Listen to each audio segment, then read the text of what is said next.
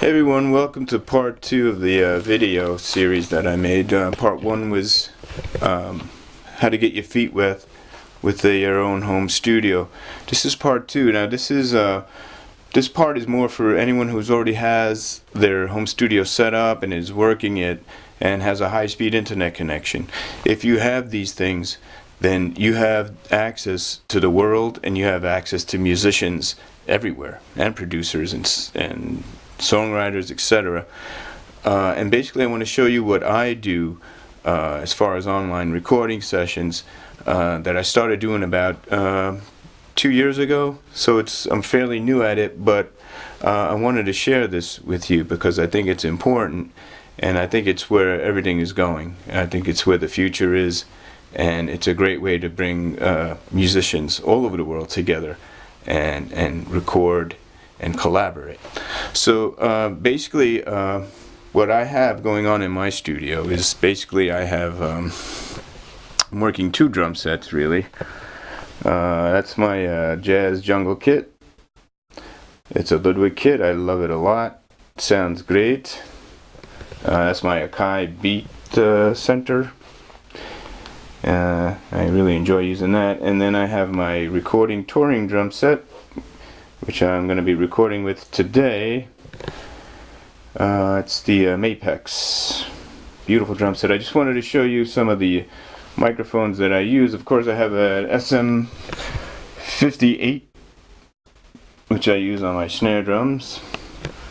And I have these PG65s. These are Shure microphones. They're drum mics on the toms. And my bass drum mic is a PG, I think this was the 35. It's a large diaphragm microphone on the bass drum. I've basically been using I'm a PC guy, so I have my Dell dual core. Also have my setup is a M Audio, so 2626. There's 8 microphone XLR inputs. Now clearly this isn't the Hollywood production studio. This isn't SRI Studios, but I get some good results with the equipment that I have here. And basically I've been doing a lot of demos for singer-songwriter types. I've been playing drums for bands that need a CD to get gigs in bars and clubs and things like that. And I've been recording for my own band and for myself. And you can hear a lot of that stuff and see some of my videos that I've been posting lately out on my websites or my blogs. Anyway, I just wanted to show you this. You have the AKG. I have 2 AKGs. Those are the C2000s that I also use. Now this setup is mainly for when I do like rock, funk, or world grooves, things like that, where I need more of the drums, all of the toms, and you know, the room mics. But I also have another setup. It's more of a setup for like jazz and hip hop, jungle drum and bass, where I just need 2 or 3 pieces. And I've been using it's a dated machine. It's a Dell that I've had for about 7 years. It's running Windows XP, and I'm using the M Audio card. This card works great. 2 XLR inputs, phantom power. I spent $200 on this card. It's got a MIDI in and out through, and then instrument inputs and outputs and RCA inputs and outs, running on a USB cable. So I've done a lot with both of these, and basically the way it works and the way I've been doing it is I get in touch with the singer-songwriter who is looking for drum tracks on their songs. They'll send me an MP3 of their song. I ask them to not have drums on it. Sometimes that gets in the way. And what I do is I load up the MP3 into my sequencing software, and then I load up my drum tracks, and of course I learn the song first, and I chart it if I need to, and then I lay down certain tracks that the singer-songwriter may have requested. Maybe he's looking for a certain sound, or a certain style, and I'll go out and listen to those styles and try to emulate the sound as best that I can.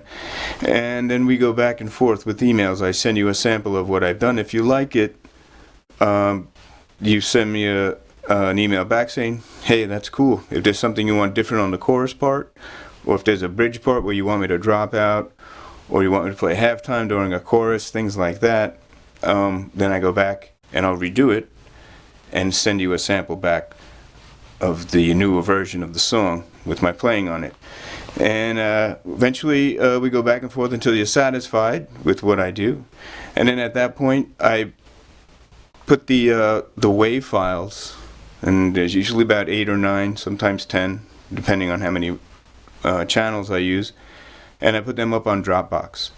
And as soon as the payment comes through, then I release the files to you, and you can be anywhere on the planet and receive the files.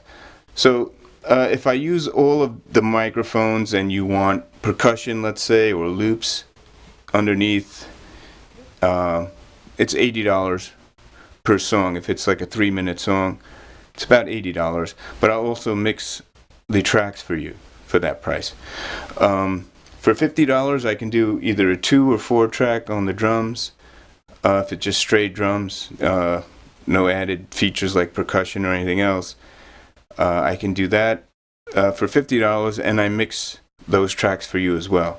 And that's what I've been doing, and it's been pretty interesting, and I've had some good success, you know. And this is something that anybody can definitely do. Anybody with a home studio and an internet connection can do. And this is so you understand that, you know what, you can still collaborate. Even though you have a home studio, you can collaborate with billions of people, hundreds of millions of musicians out there all over the world.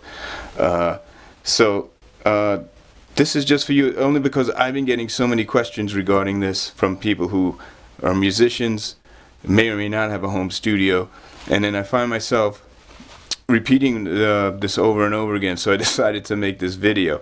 I hope it's helpful for you. I hope that one day we can work together, and I wish you the best of luck with your online